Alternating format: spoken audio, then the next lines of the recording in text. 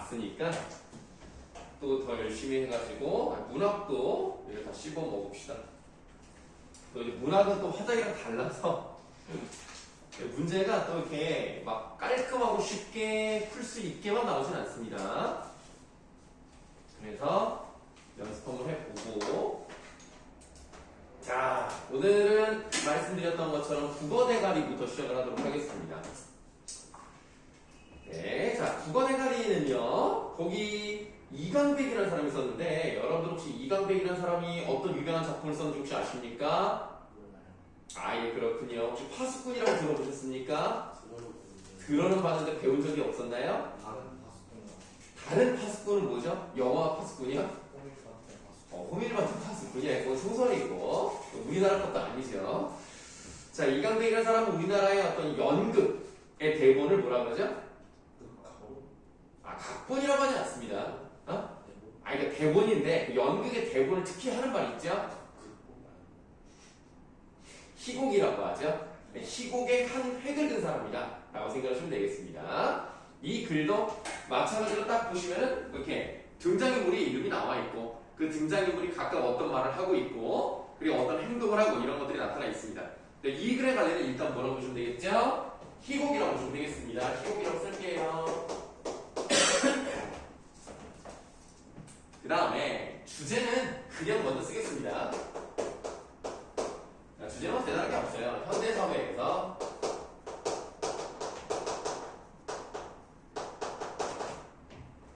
기계 부품처럼 살아가는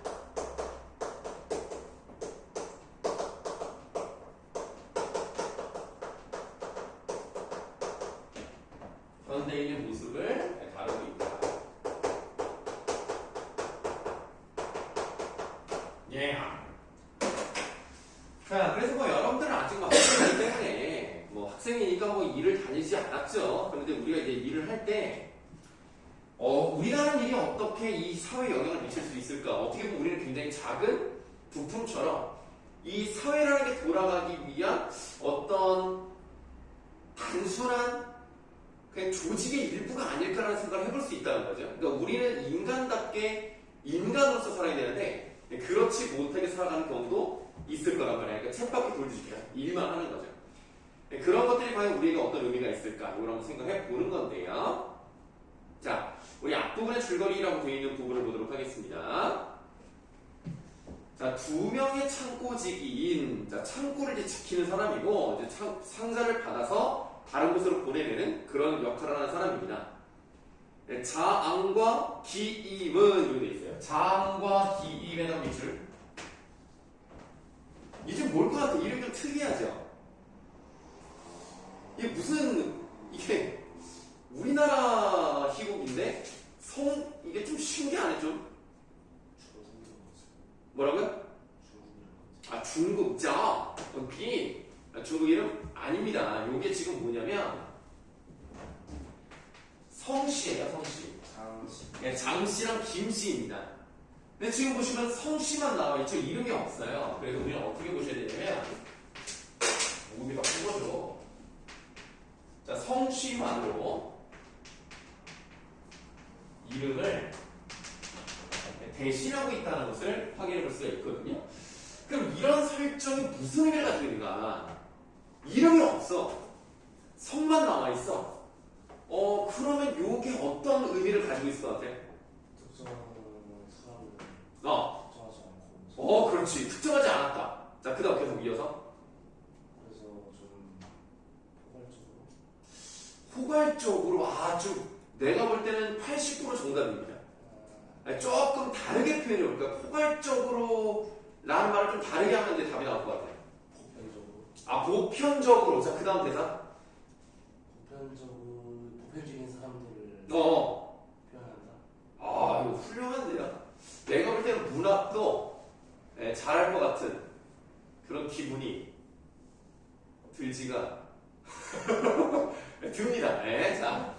그래서 우리는 뭐라고 쓸 거냐면 익명성이라고 쓸 거예요. 그러니까 특정인의 이름을 쓰지 않는다는 얘기는 이게 누가 돼도 상관없다는 얘기입니다. 그러니까 현대인이 어떤 사람도 다 비슷비슷하게 살고 있다는 얘기. 그래서 이름을 감춤으로써 이것이 어떤 특정 개인의 이야기가 아닌 우리 모두의 이야기. 이런 느낌을 주는 겁니다. 또한 이름을 모르고 일만 하거든요. 물론 이 두 사람의 자음과 기임이 사이가 나쁘다라고 말할 수는 없습니다만 서로의 이름을 모르고 그리고 얘네뿐만 아니라 다른 사람들도 이름이 나오지 않아요. 별명 이런 식으로 나와. 그다음에 그 사람 하는 일. 그래서 우리는 그 사람을 개인적으로 아는 느낌보다는 좀 단절되어 있다는 그런 느낌을 좀 주기 위해서 성심원으로 이름을 대신하고 있다. 자, 자음과 기임은 새벽마다 트럭에 실려온 상자를 내리고 창고에 보관된 상자를 트럭에 싣는 일을 한다. 매사에, 자, 매사에서 꺽쇠. 자, 매사에 꼼꼼하게 일하는 자음과 달리, 자음은 꼼꼼해. 내가 볼 때는 약간 TJ. 기임은 자신의 일에 회의를 느끼며 자항의 성실함을 못마땅하게 생각을 합니다. 따라보세요. 일단은 인물의 성격이 좀 어때요? 대조적이죠. 그러니까 자항은 성실한데 좀 답답해. 원칙주의자. 기임은 성실하지가 않아. 그러나 뭔가 이 삶은 잘못됐다. 그래서 뭔가 다른 곳으로 가야 된다. 이런 생각을 한단 말이에요. 이 사람들의 성격이 얼마나 다른지는 자, 뒤로 좀 넘어가 볼게요. 41쪽으로 가시겠습니다. 41쪽에 1번 복희라고 되어 있는 부분을 보도록 할게요. 자항이 서류와 상자를 대조하며 일할 때는 온 정신을 쏟아. 그럼 불평 따위 생기지 않는다고 굉장히 일을 열심히 하는 애죠. 기임은 난 너처럼 굼뜨게 일하는 건 싫어. 아무렇게나 운반해서 그냥 쌓아버리면 간단히 끝날 것을. 너는 상자 하나 옮겨놓고 서류 한 번 보고 상자 2개 옮겨놓고 서류 2번 보고 난 질렸다고. 이 서류를 좀 봐. 3-1014번에서 3-1082번까지 상자들은 4-9124번부터 4-9300번 상자들과는 절대로 뒤섞이지 않도록 쌓아두라는 거야. 더구나 오늘 작업은 복잡해. 5-7708번부터 5-8010번까지의 상자들은 이미 보관 중인 2-5631번부터 2-6907번 상자들과 6-2122번부터 7-8444번 상자들 사이에 쌓아두라고 했어. 와, 진짜 복잡하죠. 이거를 다 해. 얘는 여기에 적힌 서류. 이 서류를 무조건 따라야 돼. 서류를 맹신하는 거야. 맹신하며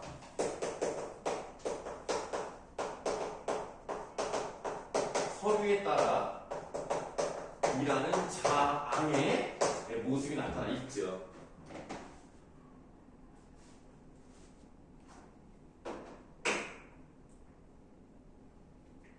그랬더니 기임은 정말 속터서 죽을 일이군. 이렇게 일하는 방식, 태도 이런 차이가 있고요. 이것 때문에 자항과 기임은 좀 갈등하는 모습이 나타나기도 합니다. 그렇다고 이 둘이 완전히 막 남처럼 살거나 이러진 않아요. 되게 좀 서로 함께 하는 그런 시간도 길었기 때문에 사이가 뭐 아주 나쁘진 않다라는 말씀 드리면서 다시 돌아오세요. 자, 앞부분에 줄거리를 보시겠습니다. 자, 앞부분의 줄거리를 꼭 세친 다음부터 읽어보도록 하겠습니다. 자, 기임은 상자를 싣고 내리는 일보다 밑줄 트럭 운전수라고 되어 있죠. 이 트럭을 운전하는 사람의 이름은 나오지 않고요. 그 사람은 그냥 트럭 운전수라고 지칭이 됩니다. 그러니까 이런 것들을 보시면 뭘 할 수 있냐면, 자, 하는 일로 이름을 대신하는 것을 알 수가 있죠. 그러니까 아까는 성씨만으로 이름을 대신하기 때문에 익명성을 가지고 있다고 표현했는데, 여기는 이제 뭐 성씨도 없고 이름은 당연히 없고 하는 일로서 이름을 대신하기 때문에 이 사람이 누군지는 정확히 나와있지 않다. 트럭 운전수의 딸이 달인과의 만남에 열중합니다. 왜 이름이 달인일까요? 뭐 정답은 없어요. 달인? 좋습니다. 그래서 이 기임은 운전수 딸인 달인이를 좋아합니다. 창고를 나가 싶어하는 기임은 다림에 부추김에 상자 하나를 받고 트럭에 싣는다. 이를 뒤늦게 알아챈 자항은 잘못 나간 상자 번호를 확인하고 상자 주인에게 잘못을 시인하는 편지를 씁니다. 자, 이제 내용이 나와 있죠. 이제 발단, 전개, 그 절정. 이 부분을 얻고 이제 하강 부분이라고 해서 네 번째 단계부터 나오는 겁니다. 자, 첫 번째 나와 있는 요 부분이 그 무대 지시문에 해당이 되는 부분이에요. 지금 이것은 연극이기 때문에 막과 장으로 구성되어 있는데 이미 막은 올라갔고 발단, 전개, 절정 이렇게 가는 부분이라서 이미 이 안에 있는 부분은 해설이라고 보지 않습니다. 이렇게 나와 있는 부분은 다 지시문이다 라고 보시면 되겠고요. 이 지시문의 맨 첫 부분에 창고로 시작하는 부분이 있다는 거죠. 창고에다가 네모하시고 이 창고라는 것은 일단 여기 주요 등장인물이 이라는 공간이고요. 네? 자, 등장인물이 일하는 삶의 공간이고요. 그 다음에 결국 이것은 세계 속에 있잖아요.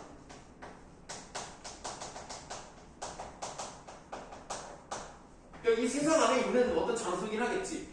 근데 세계 속에 있으면서도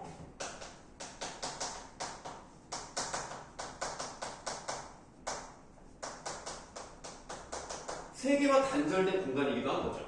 그러니까 얘네는 여기 말고는 다른 곳을 가본 적이 없어.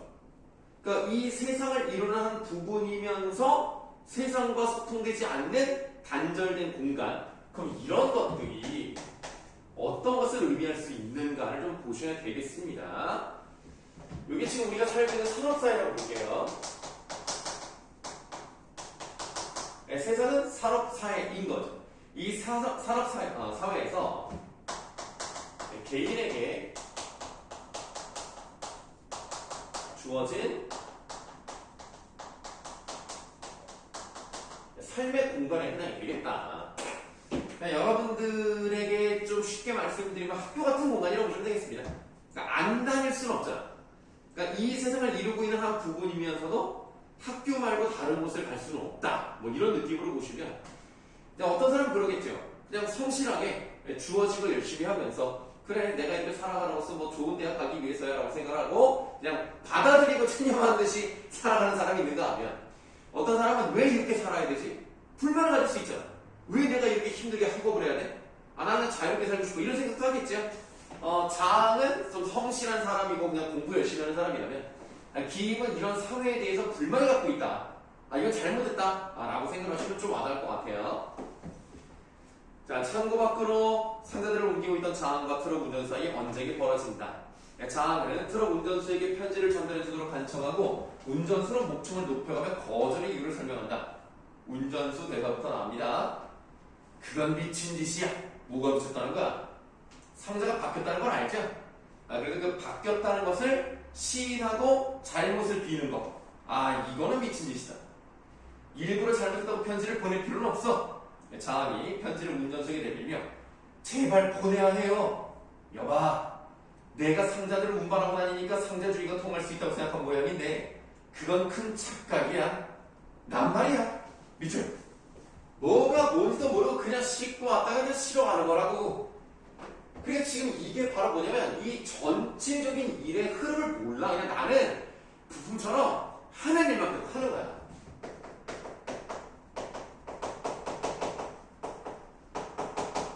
자, 산업사회에서 부품처럼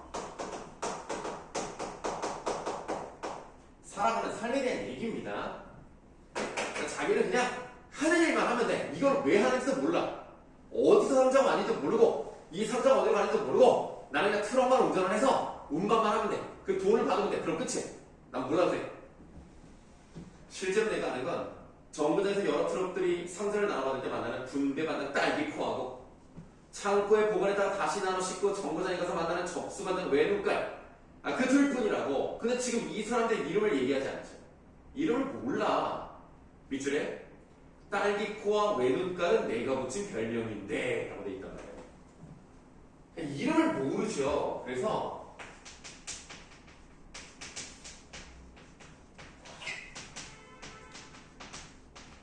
진짜 이름을 모른 채 별명으로만 부른다라는 거. 자, 이게 뭐랑 연결된다고요? 익명성. 네, 현대사회의 익명성과 관련돼 있는 것이다.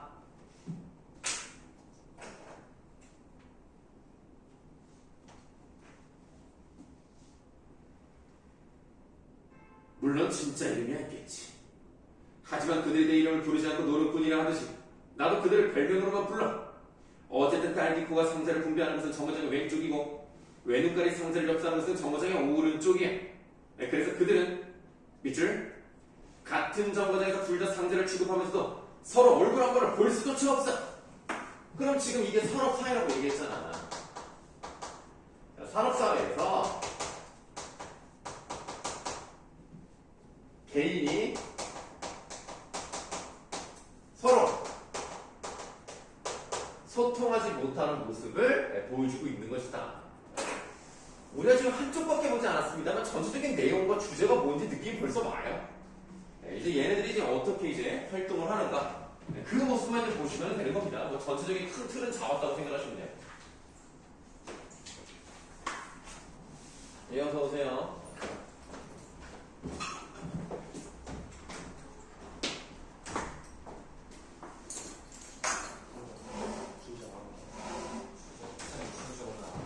아, 준재 오늘 병원 갔어. 혹시 얘기 안 해? 여기 현대사회에서 소통이 안 되는 게 여기서 이루어지는 거 같은데? 나 좀 얘기 좀 하고 살아.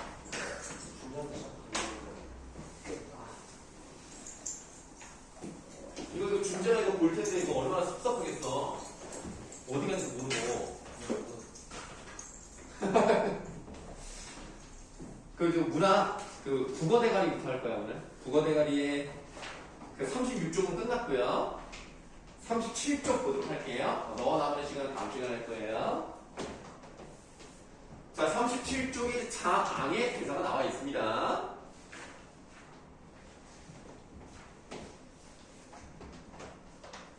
자, 자앙이 별명이든 이름이든 상관없어요.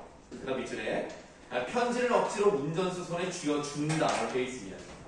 그러니까 지금 우리가 상자를 잘못 배달한 거를 상자 주인이 알아야 돼. 근데 자기가 상자 주인이 누군지 모르니까 이 운전수를 통해서 전달해 주는 거죠. 그러니까 어쨌든 내가 이 사람을 알든지 모르든지 간에 나는 내 할 일을 열심히 했기 때문에 내가 혹시 잘못한 게 있다면 나는 잘못을 빌어야 돼. 그리고 밑줄 친 부분을 보시면 어떤 성격을 알 수가 있냐면 자앙이라는 거야. 자, 자앙의 성질하고 정직한 성격이 드러나 있다는 것을 확인해 볼 수가 있겠습니다. 어떻게 보면 조금 답답한 사람인데요. 네. 뭐 이런 성격을 가지고 있어요.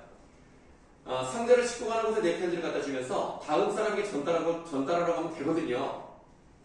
운전수가 내가 자네 편지를 외눈간에게 주면 그 외눈간은 그 다음 사람에게 전달하고 그 다음 사람은 또 다음 사람에게 계속해서 운반되는 상자들을 따라가 맨 나중에 주인에게 전달하기를 바라는 거지? 네, 바로 그겁니다. 그게 또 큰 착각이라고. 부속품이든 상자들은 말이야 중간중간에서 여러 갈래로 수없이 나눠지거든. 부속품 상자들은 결국 한 군데로 모아지는 건 아닙니까? 물론 모아지는 것도 있겠지. 상자들이 한 군데에서 나와 여러 군데로 흩어지느냐 여러 군데에서 나와 한 군데로 모아지느냐 그건 그럴 수도 있고 그렇지 않을 수도 있어. 그러니까 모른다는 얘기지. 어쨌든 밑줄 중간에 있는 우리가 어떻다고 확실하게 알 수는 없지. 이거 따로 안 써도 돼요. 그냥 중간에 있는 우리라는 것은 뭐냐면 이 전체 사회에서 얘네가 하는 일은 자기가 할 일만 하는 거야. 그러니까 주어진 역할만 수행하라는 거야. 이 사회 부속품처럼 살아가는 거지 모르는 거야. 내가 뭘 하는지조차. 자앙이가 끝까지 고집을 하죠. 그래도 상자 주인에게는 반드시 알려줘야죠. 엉뚱하게 바뀐 상자 하나 때문에 뭔가 만들어지면 잘못 만들어지면 안 되잖아요. 잘못 만들어지다니 그게 뭔데? 달인이 운전수 딱이죠. 달인이가 멀리서 듣고 있다가 큰 소리를 외친다. 지금 이 부분을 보시면 괄호가 쳐져 있어요. 이 그레갈레가 희곡이라고 한다면 이 괄호 쳐져 있는 부분에 그 이름? 요런 애들 요런 걸 뭐라 그러지?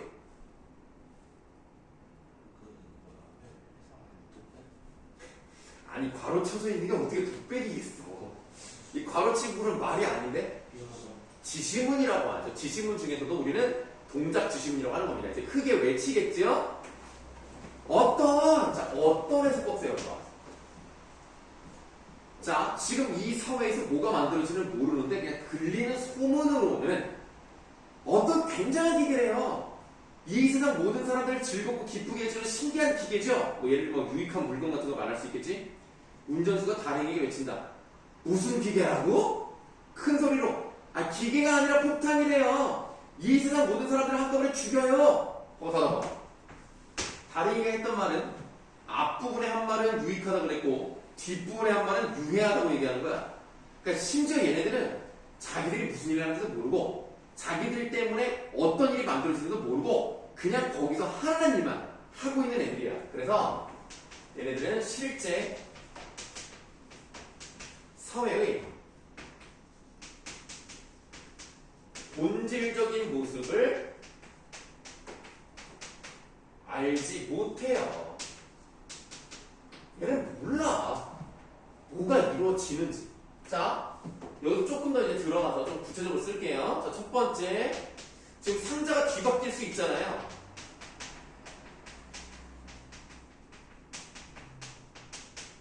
그러면 지금까지 했던 얘기를 한번 종합을 해보면 이 상자가 바뀌었을 때 어떤 결과가 있을지 아무도 모르는 거야.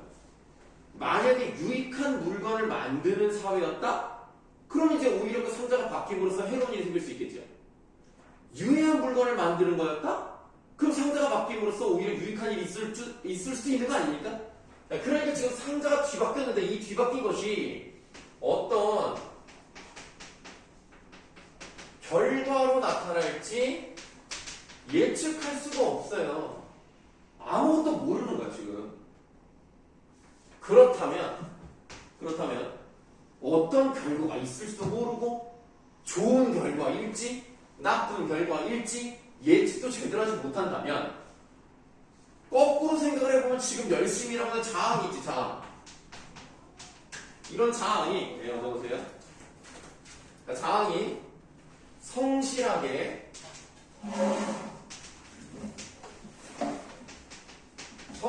일하는 것이 무슨 의미가 있는지 모르는 거야. 무의미하지. 가지고 왔지? 네. 지금 우리 국어 대가리 하고 있어요. 거기에서 지금 37쪽에 이제 마지막 운전수 대사 들어갈 차례입니다. 자, 그러면 지금 얘네들이 열심히 일을 하고 있는 것은 어떤 의미가 있는지 알 수가 없는 거야. 그러니까 자기들이 무슨 일을 하고 있는지 모른 채 그냥 주어진 일만 그냥 하고 있는 거야. 거기에 대해서 자항은 그냥 받아들여서 하는 것이고 기임은 그것을 원하지 않는 것이고. 그래서 이 두 사람의 이제 태도가 이제 어떻게 달라지는지를 보신 거고요. 자, 이제 운전수 대사 보시겠습니다. 도대체 무슨 소리인지 모르겠네. 그렇죠? 무슨 소리인지 모르겠죠. 왜냐면 다린이가 좋은 물건을 만든다, 아니다, 나쁜 물건을 만든다, 뭐 이렇게 왔다 갔다 하니까 운전수도 무슨 소리인지 모르겠죠. 자항에게 어쨌든 상자 속의 부속품으로 뭘 만드는지 알 수는 없어. 만약 폭탄을 만든다면 오히려 상자가 바뀐 것이 사람들의 목숨을 살릴 테니까 잘된 일이잖아. 자항의 편지를 호공에 두고 두 조각으로 찢으며 여봐, 자네는 너무 배짱이 약해. 이 조그만 창고 속에서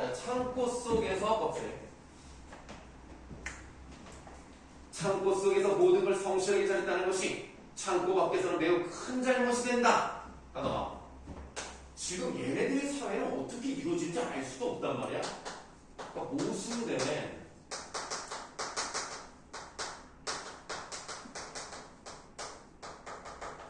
모순된 사회구조 속에서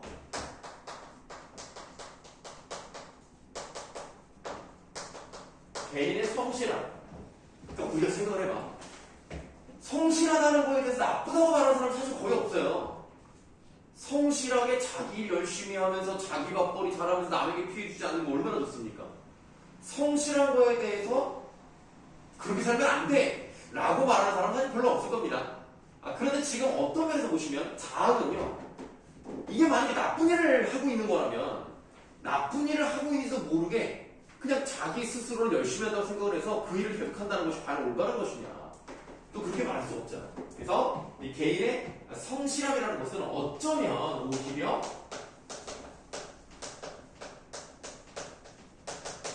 해악일 수도 있는 거야.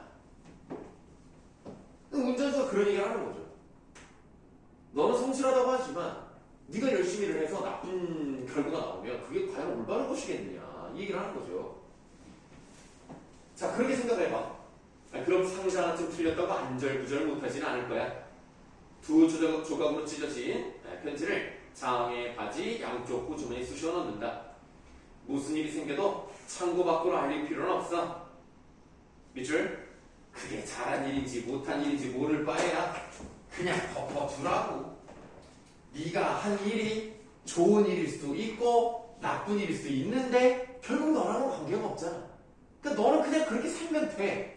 남에게 피해가 되든 남에게 피해가 되지 않든 너는 그냥 신경 쓰지 말라는 거야. 그래서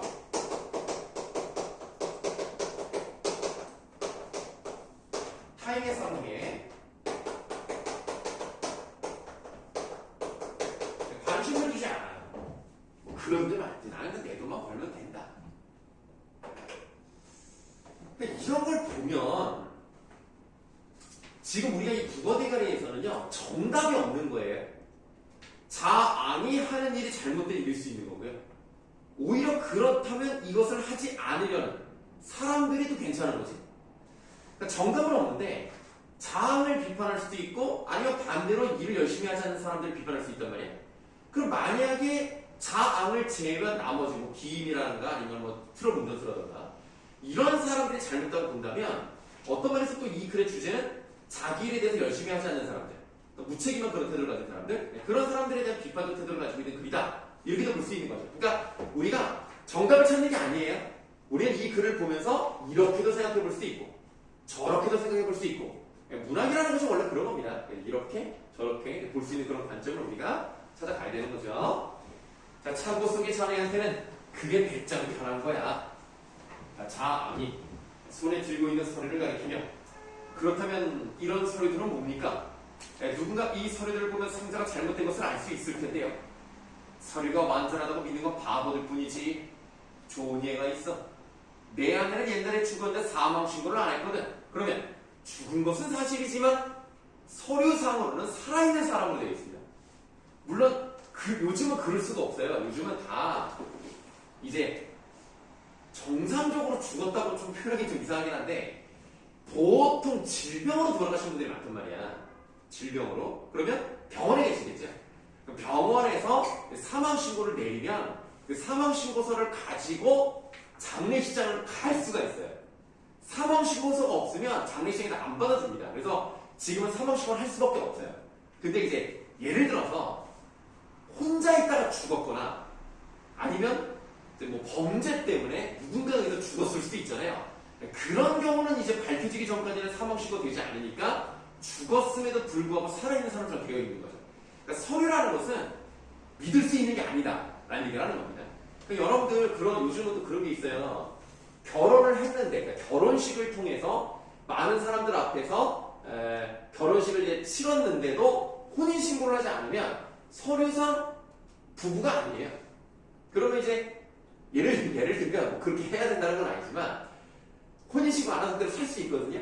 그럼 이제 마음이 안 맞을 수 있잖아. 몇 개월밖에 안 살았는데도 이거 도저히 못 살겠다. 그럼 헤어져. 그럼 서류상은 그냥 결혼을 한 번도 안 한 사람이 되는 거야. 그러니까 혼인신고를 안 해도 그냥 살 수는 있어요. 다만 이제 아기가 생겨서 아기를 출생신고를 해야 되잖아. 그럼 출생신고하기 전에 혼인신고를 하긴 해야 돼. 안 그러면 좀 복잡해져. 왜냐면 아기가 먼저 생겼다고 신고를 해버리면 뭐라 그러지 그냥 미혼모 같이 돼버리는 거야. 미혼모가 되고 그 다음에 결혼하는 걸로 돼서 약간 복잡해지죠. 그래서 어쩔 수 없이 혼인신고를 먼저 하고 출생신고를 해야 서류상 복잡하죠. 깔끔하게 되는 건데 우리에게 중요한 것은 이제 서류라는 것은 진실을 담고 있지 않은 것이다. 지금 이 얘기를 하는 거예요. 그래서 구청에서 그래. 구청에서 호적을 떼어보면 지금도 서류상으로는 버젓하게 살아있는 것으로 나온다고 하더라 봐. 자, 그럼 이 부분은 서류도 진실을 담고 있지 않는 거야. 그래서 여러분들 인스타에서 보셨는지 모르겠습니다만 요즘 젊은 애들 중에서 뭐 아주 간혹, 다 그러진 않겠습니다만 아주 간혹 연애를 막 시작했을 때 약간 재미삼아서 동사무소 가서 혼인신고하는 사람이 있어요. 결혼 한 21살, 2살 때 장난으로 재밌으려고 그냥 우리 뭐 이미 결혼했잖아 이러면서 진짜 혼인신고하는 경우가 있대. 취소가 안 되기 때문에 절대로 하시면 안 돼요. 한 번 기록되면 없어지지 않습니다. 그러면서 나는 결혼도 안 했는데 이미 이혼남, 이혼녀가 될 수 있는 거예요. 가끔 그런 경우가 있기 때문에 절대로 그런 장난치면 안 돼. 말로만 해, 부부라고 그냥 장난으로. 진짜 소리 쉬면 큰일 납니다. 자, 그 다음. 자, 군뱅이 양반. 꿈을 내지 말고 어서 상자들이랑 옮겨. 자, 장과 트럭 운전수. 손수레에 실은 상자들을 창고 밖으로 운반해 간다. 침대에 앉아있던 기임은 일어나서 자신의 담요를 둘둘 말아 걷는다. 그리고 침대마다 낡은 짐 가방을 꺼내 물건을 주워 담는다. 담임 기임의 곁으로 나간다. 마침내 결정한 거예요. 그래, 함께여서 살기로 했어. 담임이가 가로쳐져 있는 부분은 동작 지심이라고 말씀드렸죠. 살림도구들이 있는 곳에서 접시, 그릇, 찻잔들을 가져와 낡은 짐 가방에 담으며 밑줄 무조건 다 가져가요. 얘는 성격이 좀 어때? 욕심이 좀 많아. 얘는 좀 욕심쟁이야. 다 가져가. 왜? 아니, 이 공간에는 장이랑 기임이가 둘이 살았기 때문에 기임이도 물건이 있을 것이고 걔를 위한 물건을 남겨놔야 될 거 아니야. 이거 다 가져가자는 거야. 근데 기임이가 밑줄 다리 담은 것들을 다시 꺼내놓으며 아니야, 반절만 내 것인걸? 이걸 보면 장에 대한 배려가 있죠. 그러니까 뭐 아까 맨 처음에 말씀드렸습니다만 장과 기임이 갈등하는 부분이 없진 않습니다만 인간적으로 서로 나쁜 애들은 아니에요. 그래서 이렇게 배려를 해주지 냅두니까 다린이가 둘이서 함께 쓰던 물건을 어쩌려고요. 반절로 나눌 수도 없잖아요. 장과 운전수 손수레 상자를 싣고 창고 안으로 들어온다. 운전수가 말합니다. 우린 트럭에 상자들을 다 옮겼어. 그런데 너희는 짐도 안 싸고 뭘 했지? 짐이라니? 그렇게 됐어. 오늘 나는 이 창고 속을 떠난다고. 정말 가는 거야? 이렇게 갑자기? 미안해. 그런데 막상 떠나려니까 조금은 서운하고. 창고 안을 둘러보며 너하고 여기서 얼마나 살았더라? 몇십 년은 훨씬 더 될 거야. 그러면 되게 나이가 조금 있는 것 같아. 그치? 태어나면서부터 만약에 있었다면 뭐 20살, 10살부터 있으면 30살, 어쨌든 나이가 뭐 얼마인지 모르겠고 몇십 년은 훨씬 더 될 거야 아마. 그래, 우린 철부지 시절부터 이 창고직이었어. 언제나 너는 나를 고맙게도 보살펴줬지. 날 의붓엄이라고 미워했으면서 뭘. 우리가 의붓엄이란 말은 잘 안 쓰고 보통 어떤 말 많이 써요? 의붓엄이가 뭐야? 그래 민준아, 의붓엄이가 뭐냐? 아는 사람 없어요? 뭐라고? 그렇죠. 새엄마. 우리가 계모라고도 하고. 그러니까 의붓엄이라고 미웠다는 말은 설마 기임이 장이 엄마일 순 없잖아. 그러니까 약간 별명 같은 거죠. 하도 잔소리를 많이 하니까 그냥 계모다. 뭐 이런 식으로 얘기를 했죠. 그래서 장이 입장에서 기임이한테 우리 이러면 안 돼. 우리 열심히 하자. 자꾸 잔소리를 하니까 기임이가 이제 그렇게 불렀던 거죠. 그래서 기임이가 진짜로 미워한 건 아니잖아. 나도 알아. 기임을 껴안는다. 제발 가지 마라. 이 창고도 나도 전혀 달라진 게 없잖아? 이렇게 얘기를 하죠. 자, 그러면 지금 요 기임이는 창고 안에서 사실 창고 안에 삶이 너무나 마음에 안 들었던 거야. 뭔가 나가면 더 멋진 세상이 있지 않을까. 이게 생각을 한다는 거죠. 그래서 이렇게 한번 써볼게요. 그 여백에다 쓰시면 돼요. 네, 창고 안에서의 삶은 어떤 삶이가 있냐면 창고 밖 세상에 대한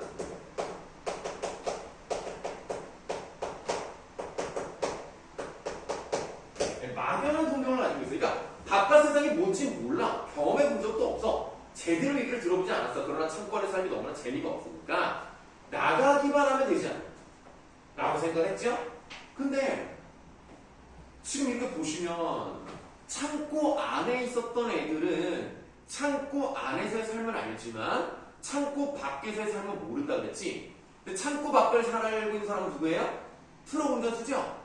근데 트럭 운전수 하는 얘기를 들어보면 딱히 신나거나 재밌거나 뭐 이런 일은 아닌 것 같아. 맨날 똑같은 일을 하는 거지. 아, 그러면 어쩌면 창고 안에서는 창고 바깥을 몰랐으니까 그냥 막연하게 좋을 것이다 라고 생각하는 거지. 운전수의 삶을 본다면 또 그렇지도 않은 거야. 그래서 부속품처럼 살아가는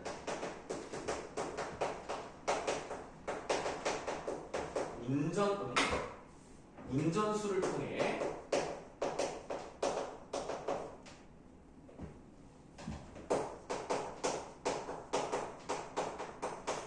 창고 밖의 삶도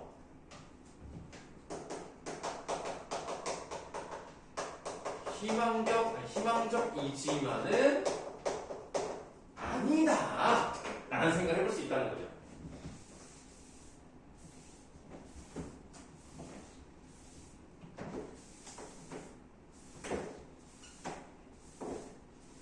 선생님이 저번 주에 손목이 아프다고 주사 맞고 왔다 그랬잖아요. 멍들고 막 그랬어. 아직도 손목이 완벽하진 않은데 니네 뭐 아직 젊으니까 그런 거 안 해봤지만 체외 충격파라고 혹시 받아본 사람 있어요? 그게 이제 허리나 어깨나 안 좋은 사람들은 우리가 이렇게 주물르는 걸로는 이 닿지 않는 부분이 있을 거 아니냐. 아무래도 이 손이 누르는 힘이 어디까지 가겠어. 근데 체외 충격파라고 뭐 이렇게 막 뭔지 모르게 막 쏘는 듯한 느낌이 나요. 그럼 이렇게 손목에다 봐. 진짜 아프더라. 10만 원짜리 받았어. 근데 아직도 완전하게 안 하고 다음 주 또 받아야 되나? 손목이 안 좋아서 이따 또 손목이 더 안 좋으면 말로만 할게요. 네. 저번 주도 어쨌든 끝까지 다 필긴 했는데 계속 안 좋아. 다음 주 갈게요. 자, 39조. 자, 기임이가 그건 안 돼. 이 창고는 더 이상 내가 살 곳이 아니야. 남자들끼리 헤어지면서 무슨 말이 그렇게 많아. 창고 밖으로 나가면 시간 없어. 나 먼저 트럭에 가서 있을 테니까 너희는 어서 짐 싸들고 나와. 로스의 국자는 소리나게 두드리며 그만하고 서로 자기 물건들이랑 골라봐요. 기임이가 장의 포옹을 풀며 난 내 물건을 잘 모르겠어. 군뱅아, 네가 골라줘. 군뱅이는 느리거든요. 그래서 우리가 보통 느릴 때 군뱅이 같다라고 표현을 하는데 기임이 입장에서 장이한테 군뱅이라고 하는 걸 보면 장은 굉장히 꼼꼼했던 애야. 그러니까 좀 느려. 그래서 이제 별명을 이제 군뱅이라고 불러줬죠. 아니야, 쓸만한 게 있거든. 모두 네가 가져. 너는 이 창고 속에서 혼자 살 텐데 서로 지금 배려하는 겁니다. 내 걱정은 말고 어서 먼저 골라봐. 네, 그리고 내가 너한테 줄 게 있어. 침대 밑에 상자들 중에서 화려한 색깔의 스웨터를 찾아야 된다. 너의 생일날 주려고 두었던 건데 헤어지는 날 선물이 됐군. 장에서 스웨터를 받아 몸에 대본다. 근사한데? 다리미가 장의 침대 밑을 바라보며 좋은 건 해석곡세. 좋은 건 이 속에 다 있잖아요. 이걸 가져가도 돼요? 라고 물어보죠. 받아봐.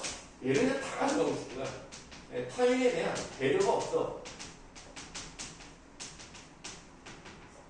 얘를 그냥 욕심을 부리는 애야. 자, 기미가 맞죠? 안 돼. 그건 손대지 마. 가져가요. 장의 침대 밑에서 상자 하나를 꺼낸다. 이건 뭐죠? 북어대가리죠. 그건 가져가세요. 꼭 필요할 겁니다.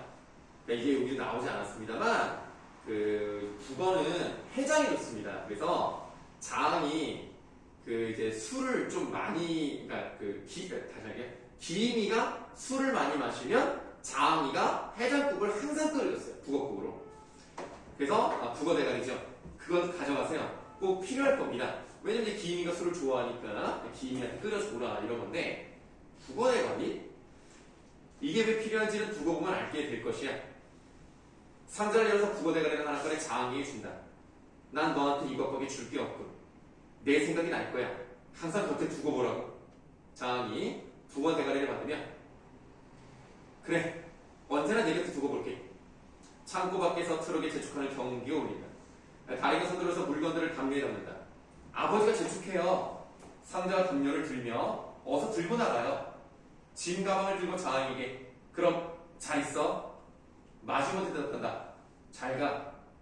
가서 행복해. 김과 달인 창고 밖으로 나간다. 장은 북어 대가리를 식탁에 놓고라고 했죠. 북어 대가리 내려가세요. 이게 이제 제목이기 때문에 어떤 중요한 의미를 담고 있겠죠. 이 북어 대가리를 식탁에 놓고 떠나는 김을 바라본다. 창고문 앞에서 장과 김의 외치는 소리가 들린다. 40쪽으로 갈게요. 김이가 이 창고 앞에 상자들은 어쩔 거야? 내가 좀 창고 안에 옮겨주고 갈까? 괜찮아. 나 혼자서 할 수 있어. 창고 밖으로 떠나는 건 즐겁다는 지 김의 환호 소리 들린다. 트럭 운전사 달인의 웃음소리도 들린다. 잠시 후 밑줄하세요. 트럭이 경운기를 울리며 떠나는 소리가 들린다. 창고는 조용해진다. 이렇게 밑줄 해놓으시면 이 밑줄 친 부분에서 두 문장을 지금 밑줄 쳤잖아요. 근데 첫 번째 문장과 두 번째 문장은 서로 반대가 됩니다. 앞부분은 즐겁게 떠나고요. 뒷부분은 조용해요. 그러면 우리는 창고 안과 이 밖이 대비된다는 것을 확인해 볼 수 있고요. 이렇게 대비되는 것을 통해서 무엇을 보여주고 싶은 것인가? 장의 외롭고 쓸쓸한 모습을 부각을 시키는 거죠. 우리가 이제 문학을 공부하실 때는 문학에서 사용되는 여러 가지 장치들을 익숙하게 찾아낼 줄 알아야 됩니다. 보통 이런 거 있죠? 물론 이거는 시가 아니기 때문에 시적 화제의 심정이라든가 또는 소설이 아니기 때문에 서술자가 바라보는 관점이라든가 이런 것들이랑 똑같지는 않습니다만 안과 밖을 대비한다는 것은 뭔가 차이점을 보여준다는 것이고 그 차이점을 통해서 뭔가를 부각시키고 싶은 거겠지. 여기서는 남아있는 사람 쪽에 입장을 그려내고 있기 때문에 얘네들이 쓸쓸하긴데 잘못했구나.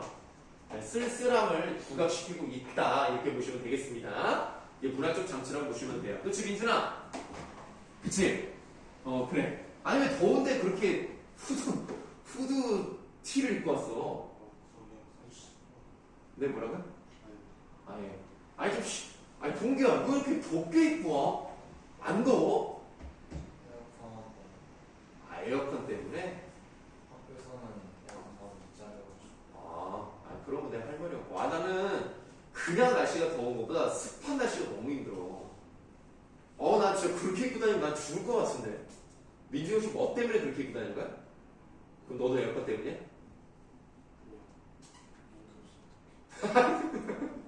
아니 반팔이 없어서? 반팔 있는데 집에서 절대 일어나가지고. 아니 그러면 저기 이번에 성적도 괜찮은데 반팔 티 하나만 사달라 그래. 그거밖에 안 먹잖아. 성적이 왜? 아니 국어는 괜찮잖아. 이거 다 먹잖아. 그럼 저기 화장 입고 그냥 한번 질러. 엄마 나 화장 이번에 되게 잘 봤는데 평생 안 나오는 등급이 처음 나왔는데. 그렇지. 알았어. 너무 더워 보여서. 자, 그래서 자, 식탁 앞에 힘없이 주저앉는다. 늙고 허약해진 모습이다. 네, 그는 식탁 위에 놓이는 북어 대가리를 또 한 번 나왔죠? 북어 대가리 메모하세요. 북어 대가리를 물끄러미 바라본다. 그러면 이 북어 대가리가 우리가 아까도 메모쳤고 지금도 메모쳤어요. 제목이기도 하기 때문에 어떤 중요한 의미를 갖게 되겠죠? 그래서 어떤 의미를 갖게 되는지를 한번 써보도록 할 건데 일단 북어 대가리의 첫 번째 특징은 뭐냐? 대가리만 남아있다는 건 뭐예요? 몸뚱이가 없죠. 몸뚱이가 없다는 것은 어떤 의미를 가지고 있는가? 우리가 대가리는 머리를 의미하니까 생각, 이성적인 판단, 이런 거잖아. 그럼 몸은 머리에서 내리는 지시를 따르는 거란 말이야. 그런데 얘는 머리만 있고 몸뚱이가 없다? 실천력을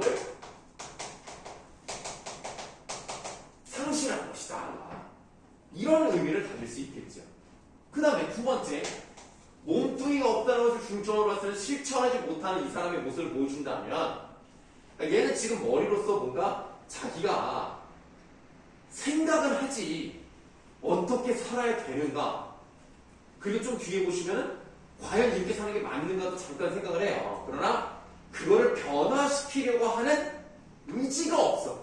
그래서 실천적으로 성실했다 이렇게 본다면, 이번에 두 번째는 머리만 남았다 라고 생각해 봤을 때 쓸쓸하고 허무한 생각만 하고 있는 거죠. 그렇다면 1번과 2번을 바탕으로 해서 우리는 결국 이 이야기는 자앙과 지임의 개별적인 얘기를 하는 게 아니야. 수업 맨 처음에도 말씀을 드렸습니다만은 얘네 이름이 나오지 않아요. 이 글의 어떤 인물도 이름이 나오지 않습니다. 별명, 직업, 그다음에 성씨, 그러니까 장씨랑 김씨를 길게도 자앙과 기임이라고 했으니까 이름이 안 나와요. 그럼 결국 이 얘기는 현대 사회에서 살아가는 사람들에 대한 이야기야. 누구나 그럴 수 있는 보편성을 갖기 위해서 인명 처리를 하는 것이다 라는 말씀을 드렸단 말이에요. 그래서 지금 여기서는 어떤 이야기까지 갈 수가 있냐면,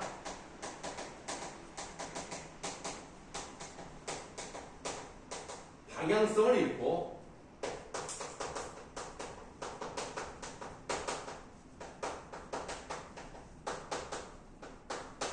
가치관의 혼란을 겪는 현대인의 모습을 나타내고 있다.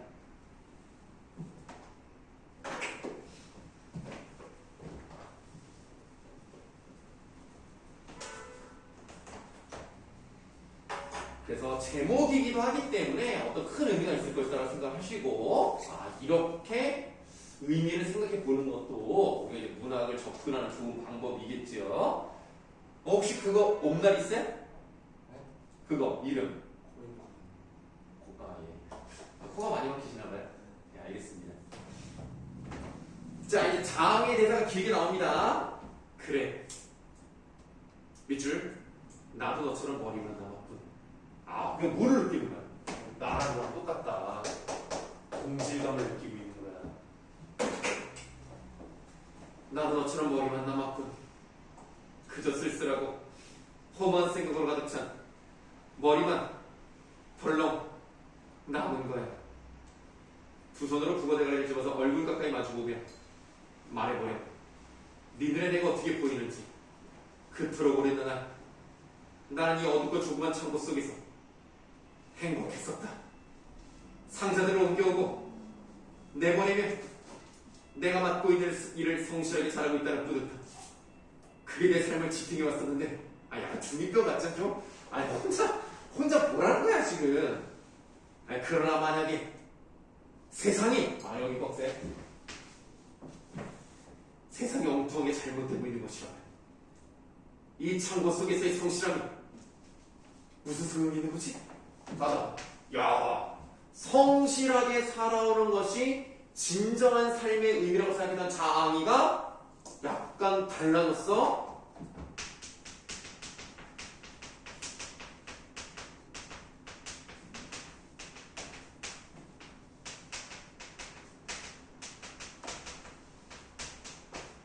자신의 신념과 태도에 대한 회의. 자, 회의가 뭐죠? 의심을 품는다.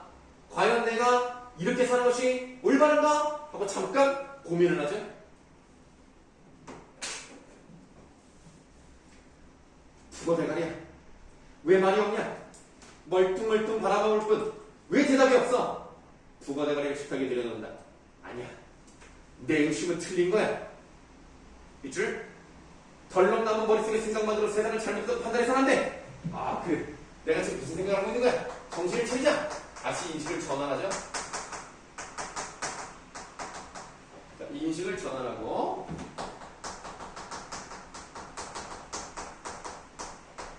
자신의 신념을 지키려고 합니다.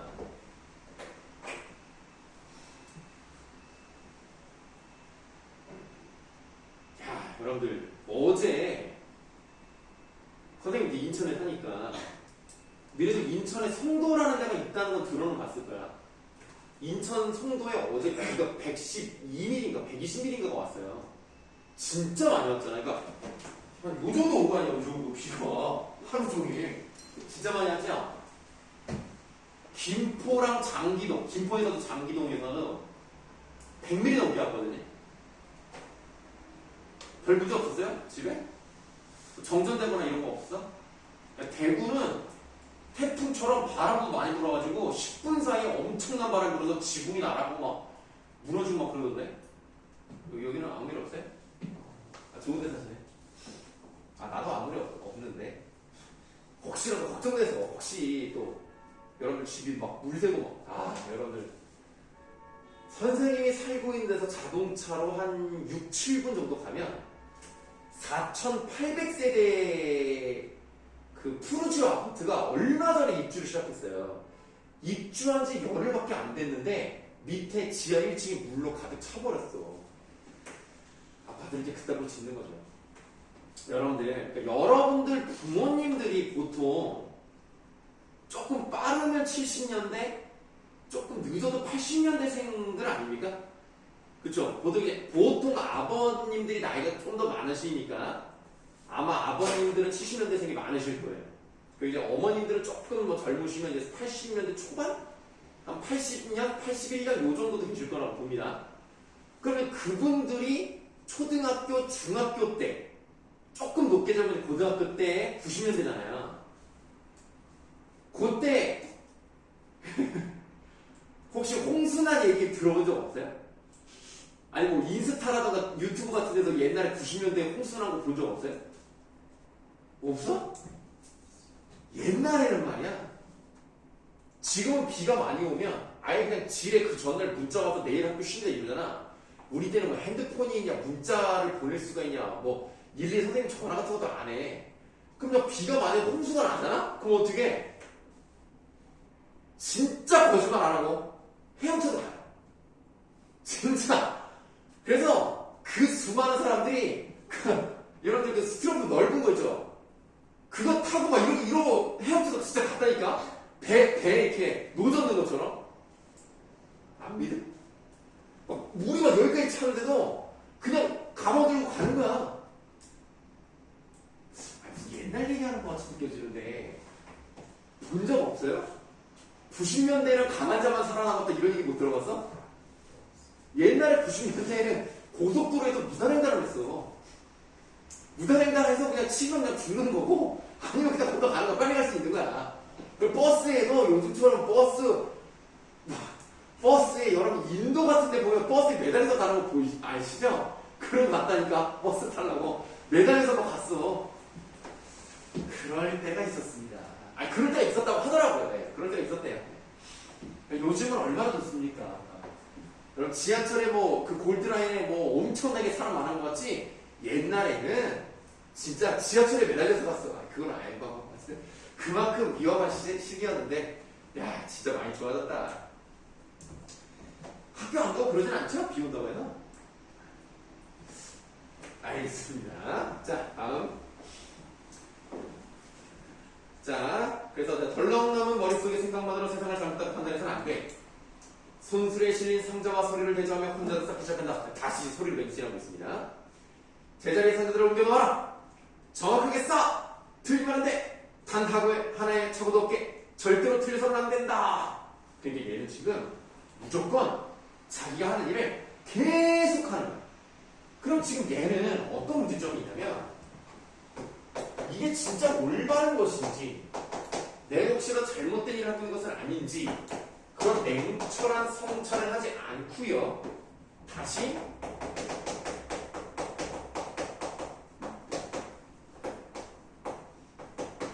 피해자로 이러고 있는 거야.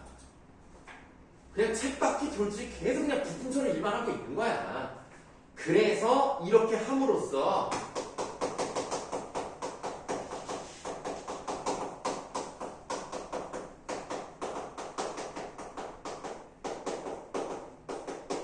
자신의 존재 이유를 찾으려 하는 겁니다.